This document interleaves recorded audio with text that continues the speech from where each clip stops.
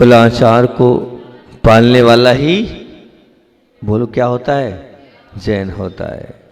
रंज को, गुस्से को छोड़ने वाला ही जैन होता है। वासना को, स्वाध्याय को जीवन में उतारने वाला ही जैन होता है। और ईश्वरवाद को छोड़ने वाला ही जैन होता है। और निश्चित रूप से आप सब लोग जैन हो। और उस रात्रि भोजन पर अपनी चर्चा चल रही थी, वो आपको बहुत सारी चीज़ें बताई थी मैंने, और उस विषय को मैं पूरा कर लूँ, नहीं तो वो विषय अधूरा ही रह जाएगा। क्योंकि कल तो हम बामोरा चले गए थे और परसों हमने जो है यहाँ पर आप लोगों के बीच में बोली लगवा दी, तो बोली में बोल लिया हमने आपके साथ, है ना। और आज उसी विषय को फिर से अपन लेते हैं। बहुत सुंदर कारिका निर्भय सागर जी हुए हैं, हमारे संग केलक जी थे, आजकल मुनिराज बन चुके हैं वो, उनने बहुत अच्छा लिखा, उसी को मैं आपके बीच में रख रहा हूँ। उनकी होगी वो, उनकी पुस्तक में लिखी है तो अच्छी लगी मुझे। कि निशि भोजन से लोक में, निशि भोजन से लोक में भटके जीव अनंत, रोग शोक दुख ताप को भोगे काल अनंत। रात्रि भोजन त्याग से पाप कर्म हो चूर, मोक्ष महल के पट खुले सुख मिलता भरपूर। मतलब हम भटक रहे हैं तो कैसे भटक रहे हैं, रात्रि भोजन से। रोग और शोक और दुख मिल रहे हैं और ताप मिल रहे हैं, मतलब टेंशन मिल रहा है, दुख मिल रहा है, शोक मिल रहा है, अनेक शरीर की व्याधि मिल रही है। तो ये अनंत काल से हम भोग रहे हैं। उसका कारण क्या बता दिया इन्होंने, रात्रि में भोजन करना। और जो रात्रि में भोजन त्याग कर रहा है उसके पाप कर्म छूट जाते हैं और मोक्ष महल का दरवाज़ा खुल जाता है, उसे सच्चा सुख मिल जाता है। यहाँ बहुत सुंदर ये बात आप लोगों के बीच में यहाँ पर ये रखी। और निश्चित रूप से हम पहले ये समझे भोजन क्यों करते हैं, क्योंकि भैया भूख लगती है, भूख को मिटाने के लिए भोजन करते हैं। और भोजन इसलिए करते हैं, हमसे पूछोगे तो हम बोलेंगे हम तो अपने कर्तव्यों को और अपने नियमों को और अपने व्रतों को पालन करने के लिए भोजन कर ले, क्योंकि हमें जीवित भी रहना है, दूसरों की सेवा भी करना है, संयम का पालन भी करना है और हमारे 10 धर्मों का पालन भी करना है, इसलिए भोजन कर रहे हैं, है ना। और भोजन कब करना चाहिए, तो आप प्रैक्टिकली बात है कि भोजन तो दिन में ही करना चाहिए। क्यों दिन में करना चाहिए, क्योंकि बहुत सारे कारण हैं उसमें, और महत्वपूर्ण कारण तो कि सूर्य की किरणों में पेरावग्नि अल्ट्रावायलेट एक किरणें निकलती है, और उसमें जो कहना चाहिए उस इन्फ्रारेड नाम की जो किरणें रहती है, उन किरणों में उनके कारण सूर्य की उस उज्जवल प्रकाश में सूक्ष्म जीवों की उत्पत्ति नहीं हो पाती। और जब सूक्ष्म जीवों की उत्पत्ति नहीं हो पाती तो निश्चित रूप से जो है छोटे छोटे जो जीव हैं वो उत्पन्न नहीं होते, क्योंकि वो जो सूर्य की जो किरणें, उस किरणों में इस प्रकार से होता है जीवों का संरक्षण और संवर्धन नहीं हो पाता है, और वो जीव उत्पन्न होते भी हैं तो उस जलवायु के और उस वातावरण के कारण चले जाते हैं। कहते हैं कि एक वैज्ञानिक हुए रिटर, डब्ल्यू रिटर, उन्होंने सन 1801 में खोज की। अच्छी खोज थी, वैज्ञानिक लोग तो खोज करते ही हैं, और उनकी खोज बड़ी अच्छी थी। उन्होंने ये खोज करी कि अल्ट्रावायलेट और इंफ्रारेड किरणें रासायनिक परिवर्तन के लिए अतिरिक्त सक्रिय रहती है, और उन्होंने इन्हें क्रियाशील किरणें माना। और उन्होंने कहा कि जैसे प्रकाश विद्युत का प्रभाव उत्पन्न करता है, ऐसी गैसों में अनित्यता रहती है, ऐसे कीटाणुओं को नष्ट करने की इनमें सामर्थ्य होती है। यही कारण है कि दिन में वो सूर्य की किरणें उपस्थित होती है और उनके कारण जीवाणु उत्पन्न नहीं होते हैं, और कीड़े हैं, पतंगे हैं, मच्छर आदि वो बाहर नहीं निकलते। परंतु जैसे ही सूर्य की किरण नहीं पहुँचती, वहाँ पर सूक्ष्म जीव, फफूंद, कीड़े मकोड़े आदि उत्पन्न हो जाते हैं और वो अपने अपने स्थान से बाहर निकल जाते हैं। आपने खुद ने देखा होगा कि जब चातुर्मास आदि होते हैं तो चातुर्मास आदि होने पर आपने देखा होगा कि वो जो हैं जीव वो दिन में नहीं होते, वो कब होते हैं, रात्रिकालीन अवस्था में होते हैं। अब विचार करना कि एक बार हम आचार्य जी के कक्ष में थे और हमने पूरी मेहनत करके जो है वो व्यवस्थित कर दिया कमरे को, ताकि मच्छर गुरुदेव को ना काटे। क्योंकि सुबह पीठ देखते थे तो अचशी की पूरी लाल मिलती थी। और हमारे गुरुदेव जो हैं ऐसी चर्या के साधक थे कि काटते हुए मच्छर को कोई भगाते नहीं थे। काटने दो, काट रहा है तो बहुत अच्छा है, क्यों अंतराय डालूं, उसका भोजन वो कर रहा है, अगर मैं अंतराय डालूंगा तो मुझे अंतराय कर्म का बंद होगा। ये गुरुदेव की सोच थी। और पीठ हम सुबह देखते थे तो पूरी लाल हो जाती थी। अब उस समय हम इतना ज़्यादा समझते नहीं थे, हमने पूरा एक एक करके सब मच्छरों को बाहर करके पूरा पैक रखा, लोगों को आने नहीं दिया, और लोगों को आने भी दिया, बड़ी कस्टडी के साथ आने दिया बिल्कुल एकदम। और आखिरी में भी अंत में हाँ अब पैक हो गया, एक भी मच्छर नहीं। अब एक भी मच्छर नहीं, हमने कहा अब तो बहुत कोई दिक्कत नहीं, आज तो कुछ नहीं होगा, क्योंकि एक भी मच्छर नहीं है। पर रात्रिकालीन में वातावरण ऐसा परिवर्तित होता है, उस वातावरण में वो तो समूर्छन है, आप जो है समूर्छन जीव है, और वो उस वातावरण में रात्रिकालीन में मच्छर फिर आ गए। हमने सोचा भैया यार इतनी मेहनत करी और ये मच्छर आए कहाँ से, गेट खुला नहीं, गेट में एक छेद, मतलब पूरे कमरे में एक छेद नहीं, मच्छर आए कहाँ से। इसी हम उसमें सोच समझ में लगे थे, हम इतनी मेहनत कर रहे हैं और ये मच्छर आ कहाँ से जाते हैं, इसकी चर्चा चल ही रही थी। और ये चर्चा धीरे से गुरुजी ने सुन ली। गुरुजी मुस्कुराने लगे, क्यों क्या क्या चल रहा है? मैंने कहा कुछ नहीं, अच्छे से तुम लोग यही सोच रहे हो ना कि ये मच्छर आ कहाँ से गए। ध्यान रखना, ये रात्रिकालीन में ऐसा जलवायु में वातावरण बनता है, उस वातावरण में अपने आप को जीव उत्पन्न हो जाते हैं। हाँ, तो ये अब वो समूर्छन जीव होते हैं। और अतशी जी यही कह रहे थे कि रात्रि में ही इनकी संध्याकालीन बेला में ही मच्छरों की उत्पत्ति होती है। अब देखना, वो 12 बजे भी संध्या होती है, रात्रि में 12 बजे भी संधि काल होता है, शाम का भी संधि काल होता है। तो बोले रात्रि के 12 बजे संधि काल होता है, उस संधि काल में उन मच्छरों की उत्पत्ति हुई होगी। आप 10-11 बजे तक जागे होंगे, 11 बजे सो गए होंगे ना? बोले हाँ सो गए थे, बस 12 बजे उनने अपना काम कर लिया और 12 बजे नए न मच्छर उत्पन्न हो गए। ऐसे शाम के समय दिन भर आपको मच्छर नहीं दिखेंगे, लेकिन जैसे ही शाम होती है, जैसे सूर्य की किरणें समाप्त होती है और मच्छरों की उत्पत्ति हो जाती है। इसी वजह से अल्ट्रावायलेट इन्फ्रारेड ये दोनों किरणें सूर्योदय के 48 मिनट बाद प्रभावशील, मतलब उनका प्रभावशील होती है। मतलब जब सूर्योदय होता है उसके बाद वो 48 मिनट के बाद वो किरणें प्रभावशील हो जाती है, और जब तक सूर्य ठंडा होता है मतलब 48 मिनट पहले वो प्रभावहीन हो जाती है। इसीलिए हमारे यहाँ जैन आगमों में ये कहा गया है कि सूर्योदय के 48 मिनट बाद और सूर्य अस्त के 48 मिनट पहले हमें भोजन कर लेना चाहिए।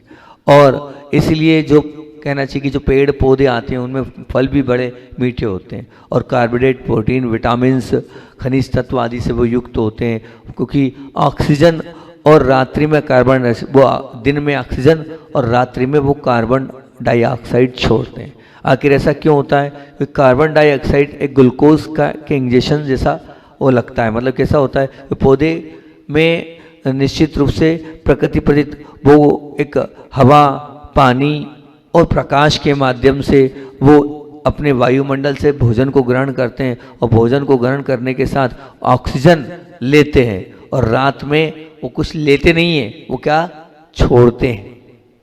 लेने का काम उनका काय का है दिन में, और छोड़ने का काम काय का है रात में। तो रात में कार्बन डाइऑक्साइड जड़ों की उन सचित पानी से वो छोड़ते हैं, और इसी के कारण उसी से वो जो दिन में लेते हैं इसी ग्लूकोज की, फ्रक्टोज की और कार्बोहाइड्रेट की मात्रा उसमें होती है, स्टार्च आदि कार्बनिक तत्व उसमें होते हैं, और उनके अंदर उसी वजह से मिठास उत्पन्न होती है।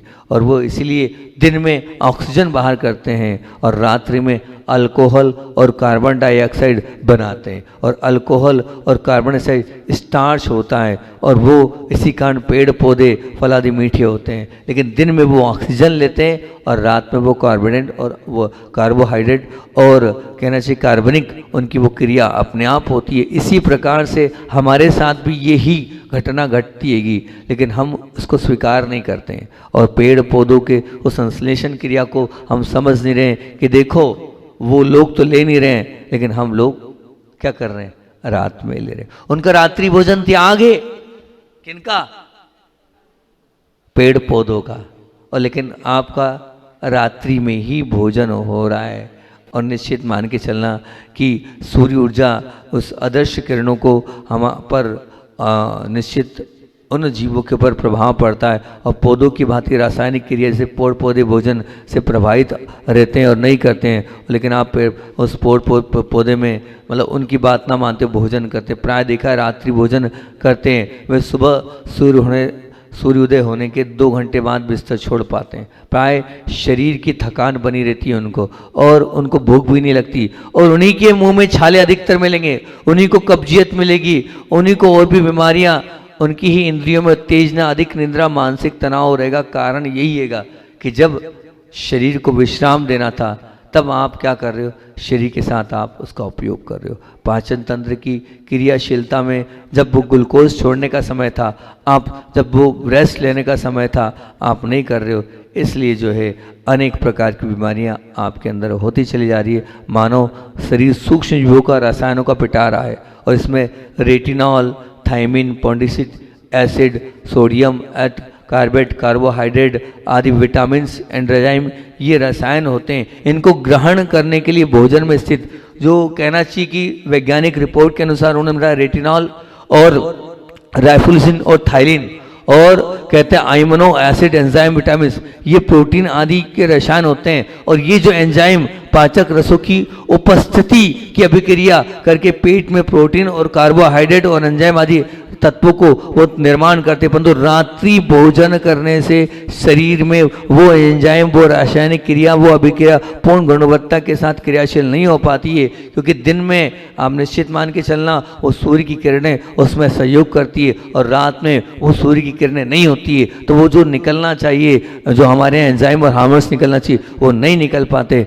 और उसी वजह से आज अधिक बीमारियां हैं। पहले इतने अस्पताल नहीं थे, पहले इतने डॉक्टर नहीं थे, पहले इतने मेडिकल नहीं थे, लेकिन आज मेडिकल अस्पताल होने का मुख्य कारण यही है कि रात्रिकालीन में हम भोजन कर रहे हैं और रात्रिकालीन में भोजन होने के कारण जिस प्रकार से भोजन पचना चाहिए वो भोजन नहीं पच पा रहा है। और जो सूर्य प्रकाश आदि के प्रकाश में जो हम सारे की मान लीजिए हमारा ये धारणा बन गई है कि जो सूर्य प्रकाश है उस सूर्य प्रकाश में जो भोजन है वैसे इस लाइट के भोजन में हमने मान लिया, लेकिन आप जब वैज्ञानिक रिपोर्ट पढ़ोगे तो सूर्य प्रकाश 1 लाख लक्स के बराबर अपनी आपको निकालता है। जब बादल छा जाते हैं तो बादल छा जाने के बाद भी 10,000 लक्स उसमें रहता है, लेकिन ये जो सूर्य की जो आपकी लाइट की है ये 200 से ज़्यादा इनकी कितनी हैगी, बोले 200 से 600 लक्स। अब 200 से 600 लक्स इनकी वैज्ञानिकों ने प्राप्त किरणों की वो सब कुछ बताइए। अब इससे जो है पाचन तंत्र बहुत ज़्यादा डिफेक्ट हो जाता है। इसी वजह से जो है जो हमारा अंदर का द्रव्य वो व्यवस्थित रूप से पच नहीं पाता है और इसी के कारण दूरगामी हमें पाचन तंत्र और अधिकतर आँखों में जलन, हृदय रोग, मानसिक असंतुलन आने की अनेक प्रकार की बीमारियां आज हो रही है। उसका कारण ही यही है और कुछ कारण नहीं कि सूर्य प्रकाश में अल्ट्रावायलेट किरणें एवं इंफ्रारेड अदृश्य किरणें होती हैं जो वातावरण को सूक्ष्म जीवाणुओं से रहित बनाती है और दिन में ऑक्सीजन की उपलब्धता और शरीर के अवशोषण की जो क्षमता है वो अधिक होती है और सूर्य प्रकाश की विटामिन डी का उससे निर्माण होता है और सूर्य प्रकाश के भोजन से ही चय पहचान की प्रक्रिया में वृद्धि होती है और दिशा भोजन में निश्चित रूप से इन सब पदार्थों का संश्लेषण करने की वृद्धि और ताकत होने के कारण हमें दिन में भोजन करना चाहिए, क्योंकि सूर्य के प्रकाश में रोग प्रतिरोधक वृद्धि की क्षमता होती है। लेकिन हम लोग नहीं मान रहे, हम लोग नहीं स्वीकार कर रहे और रात्रि में भोजन कर रहे हैं और चय पचय की वो जो क्रिया है वो सच्ची रूप से सोचा रूप से नहीं हो पाती और रोज भोजन। एक बात और बता दें आपको, बहुत सुंदर सी बात कि आप जब रोज भोजन करते हैं, क्या बता रहा हूं, जब आप रोज भोजन करते हैं तो एक ग्लाइकोजिन जमा हो जाता है। वो जो ग्लाइकोजिन होता है वो क्या काम करता है, जब खाली पेट आप रहते हैं तो वो ऊर्जा को देता है। अब रात्रि भोजन जब त्याग हो जाता है आपका तो रात्रि में वो उपवास में या जो उपवास करते हैं सो एंजाइम प्रणाली सक्रिय हो जाती है और फिर भूख से शरीर को कमजोर नहीं होने के लिए वो आपके लिए एक शक्ति प्रदान करती है और तरोताजा कर रखने के लिए आपके लिए आंतरिक शुद्धि के लिए वो कारण होती है। तो पेट का खाली होना भी बहुत जरूरी है, आंतों को विश्राम मिलना भी बहुत जरूरी, उससे पूर्णतः सफाई होती है। लेकिन आप वो स्वीकार करें तब तो।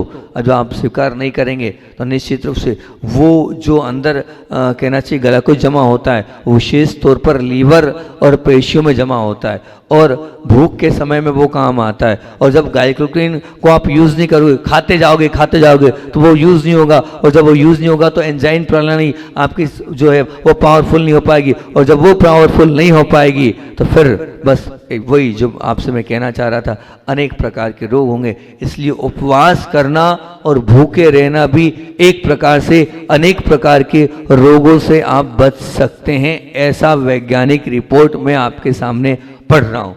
उन्होंने इस प्रकार से अपनी वैज्ञानिक रिपोर्ट में कहा है। और आयुर्वेद हृदय, इसलिए आयुर्वेद में कहा है कि नाभि और पेट में एक कमल होता है। जैसे दिन में जो कमल है वो क्या करता है, खिलता है, रात में क्या होता है, वो बंद हो जाता है। ऐसी नाभि कमल भी जो है वो दिन में खिलता है और रात में क्या हो जाता है, बंद हो जाता है। आप इसको समझने का प्रयास करिए आप। इसीलिए आज 20वीं सदी में रोगों की ज़्यादा मात्रा बढ़ते चले जा रही है। आप अगर, और एक और बहुत अच्छी बात कि निश्चित रूप से हमारी जो त्वचा है स्नायु में, इसमें कुछ स्नायु दो प्रकार के होते हैं। एक होते हैं जो हमारी इच्छा के बिना हिलते डुलते हैं, और एक हमारी इच्छा से हिलते डुलते हैं।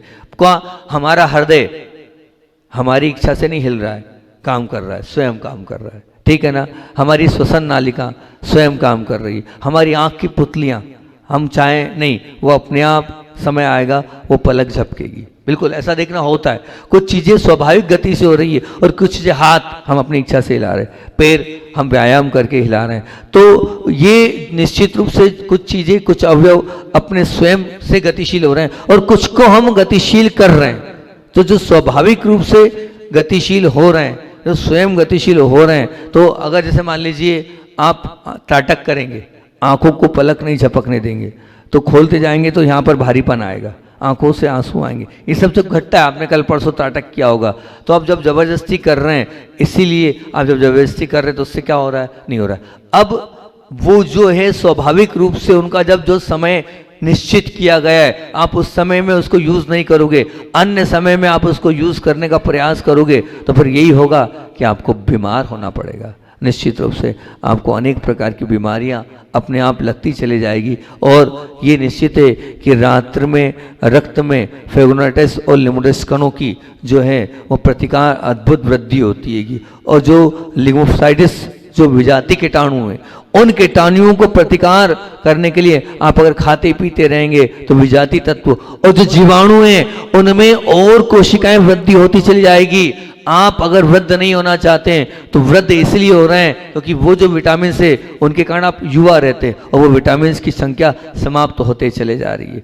क्यों? क्योंकि आप रात्रि में बूढ़ा जो है भोजन कर रहे हैं, उस भोजन के कारण ही आप निश्चित मान के करना वो जो है वो सब कुछ होते चला। एक यूनिवर्सिटी है, मतलब उसमें उन्होंने अपनी बात को रखी, नेक्सलेस यूनिवर्सिटी के शोधकर्ताओं ने काम किया और उन्होंने जो शोधकर्ताओं ने काम किया, उन्होंने कहा सोते और खाते सब व्यक्तियों के अंदर एक बहुत सुंदर सा स्वरथित जठर रस, मेरे काम की बात मिली, मुझे बहुत अच्छी लगी। वो रासायनिक पदार्थों में जो वैज्ञानिकों ने पाई है उसमें वो पाई जाती है और आंतरिक झल्लियों के टूटने और चोट पहुंचाने एवं घाव भरने के वो काम आती है। परंतु रात्र में भोजन करने के बाद उसका स्राव नहीं होता।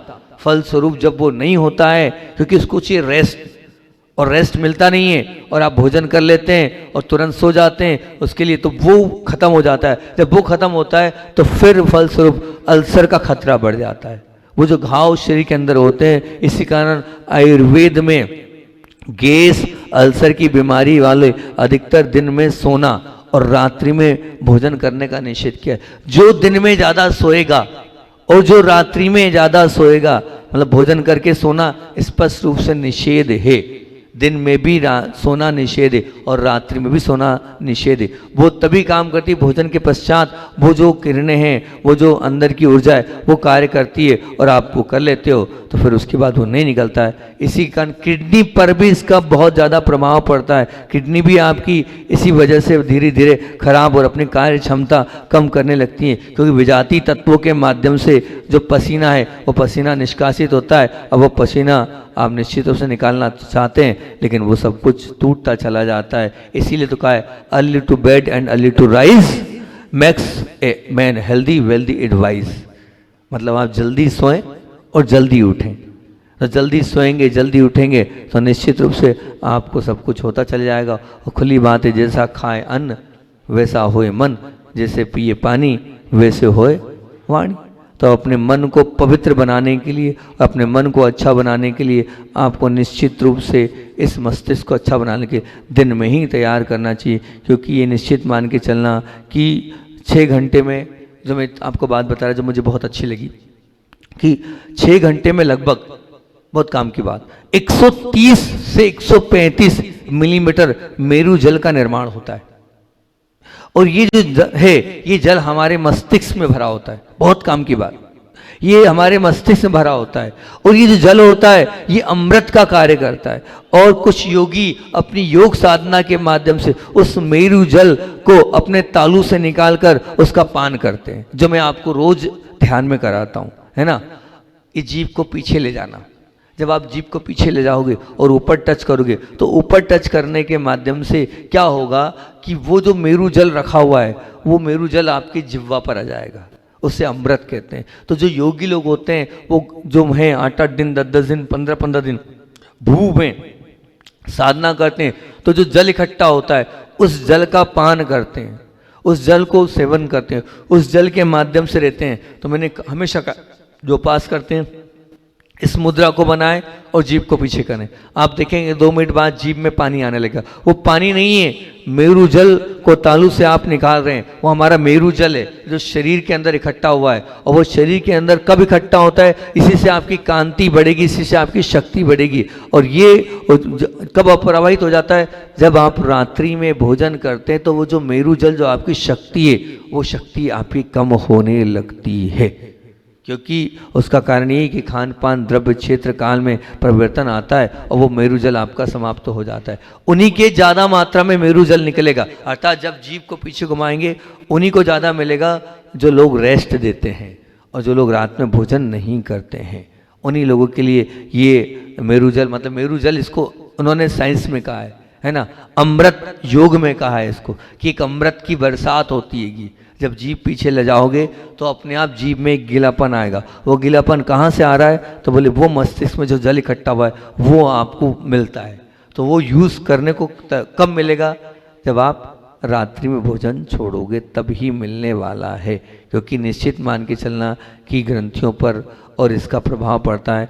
और हम जितना जितना रात में खाएंगे उतनी हमारी लालसा, भय, चिंता, काम वासना उल्टी और बढ़ती चले जाएगी। और पीनियल ग्रंथि जो कि कहना चाहिए मेटलिस रसायन और सोर्बाइड फ्लूइड्स द्वारा मस्तिष्क में पहुंचती हैगी, उस पर भी इसका बहुत ज़्यादा प्रभाव पड़ता है। और उसके कारण सूर्यास्त और अंधेरे हो जाने के कारण वो जो मेटलिस ग्रंथि है वो अपना अवशोषण कम कर देती हैगी और फिर ऑक्सीजन की मात्रा भी नहीं मिलती है। इस वजह से भी उसमें बहुत ज़्यादा, हालांकि मेरी पूरी बात साइंस से लेकर हो रही है, साइंस से रिलेटेड हो रही है, बहुत सारे लोगों को ये बात समझ में नहीं आ रही होगी, लेकिन जो जो मैं बातें बोल रहा हूँ मैं मेरे मन से नहीं बोल रहा हूँ। जो वैज्ञानिक रिपोर्ट्स मेरे सामने यहाँ पर रखी है मैं उसमें से ही आपको पूरा सब कुछ बताते जा रहा हूँ। क्योंकि पेनक्राइस ग्रंथि में प्रोटीन, वसा और शर्करा को पचाने में इंसुलिन उत्पन्न होता है। और वो जो है लाइपाइज और नाम का एंजाइम्स होता है वो रात्रि भोजन या अति भोजन या अशुद्ध भोजन से उत्पन्न नहीं होता है। इसलिए हमेशा भूख से कम खाना चाहिए। आप भूख से कम खाएंगे तो एंजाइम और इंसुलिन बनना कम या ज़्यादा होने लगता है। इसलिए आप हमेशा भूख से कम खाएं। जितना कम खाएंगे तो आपको शुगर जैसी बीमारी नहीं होगी।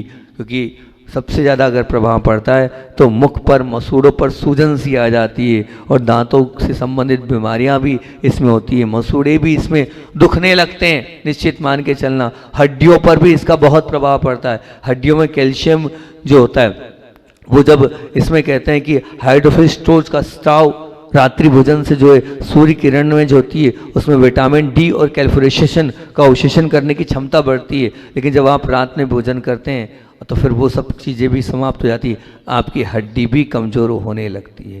ये निश्चित मान के चलना। और साथ साथ में एक सूर्य चिकित्सक हुए, उनका तो कहना है कि सूर्य किरणों में एक लाल कलर की श्वेत और रक्त कणिकाएं होती है जो कि कैल्शियम, फास्फोरस और आयोडीन आदि तत्वों को संतुलित बनाए रखने की क्षमता रखती है। और वो भी कब होती है कि जब आप दिन में भोजन करो और वो किरणें आप सूर्य की लो। अब आप रात में भोजन कर रहे हो तो कहाँ से वो किरणें मिलेगी। इसलिए आप निश्चित रूप से आप देखना, जो लोग महिला पुरुष छायाधार वृक्ष में या एसी रूम्स में रहते हैं तो उनको रात्रि भोजन त्याग, अगर मान लीजिए वो रहेंगे और सूर्य की किरणें को वो नहीं लेंगे तो निश्चित बहुत सारी बीमारियां उनके जीवन में घर कर जाएगी। तो आप अब चाहते हैं कि हमें अनेक प्रकार की बीमारियों से बचना है, तो आपको इन सब चीज़ों को, मैंने जो बोला मन से कुछ नहीं बोला है। आप एक रात्रि भोजन पुस्तक महाराज जी ने बहुत अच्छी, निर्भय सागर जी ने है, उसमें पूरी, मैंने बहुत सार में, उन्होंने बहुत विस्तृत रूप से इन सब चीज़ों के विषय में पूरा बताया है। और मैंने एक चीज़ तो आपको बताई थी, वो कौन सी बताई थी आपको कि कितने लाख बताए थे मैंने, कीटाणु एक बार मल के विसर्जन करने में तो 17 लाख बताए थे ना अरब। और वो कीटाणु जब आप दिन में आप भोजन करते हो तो वो कीटाणु सूर्य की किरणों से क्या होते हैं, वो आपके भोजन में नहीं जाते। और क्या होता है, रात में भोजन किया वो पल प्रतिपल आपके लेट बात वहीं पर है। पहले जो जंगलों में सोच जाते थे, बाहर जाते थे, अब तो वहीं पर है, तो वो आपके भोजन में जाते। और फिर वो भोजन में जाने के बाद कैंसर जैसी बीमारियाँ, थायराइड, टॉन्सिल जैसी बीमारियाँ, अनेक प्रकार की बीमारियों में महत्वपूर्ण कारण हैं।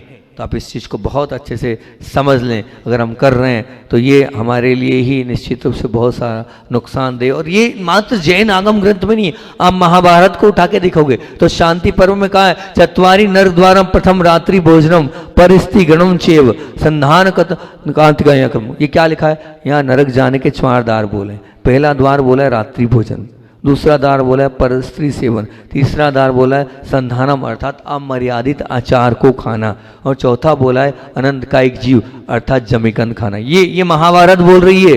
आप मानना, मार्कंड पुराण में भी कहा है, क्या कहा है, अंतस गवे दीवाना थे आपो रुधिर मुच्यते अंतः मास समम प्रोक्तम मार्कंडे महेशणाम। मतलब सूर्य के अस्त हो जाने के बाद जल के सेवन को खून के समान एवं अन्न के सेवन को मांस के समान माना। ये मार्कंडेय पुराण कह रहा है। उसी मार्कंडेय पुराण में ये भी कहा है कि मृते स्वजन मात्रेपि सूतकम जायते किलह अस्तगते दीवानाते भोजनम कत क्रियते। अरे जैसे स्वजन का अवसान हो जाता है तो सूतक लग जाता है, और जैसे शव का संस्कार नहीं होता है तो भोजन नहीं करते हैं, ऐसे जब सूर्य नारायण अस्त हो जाता है तो सूतक लग जाता है। अब आपको भी सूर्य नारायण चले गए हैं तो आपको भोजन नहीं करना चाहिए, ये कहा।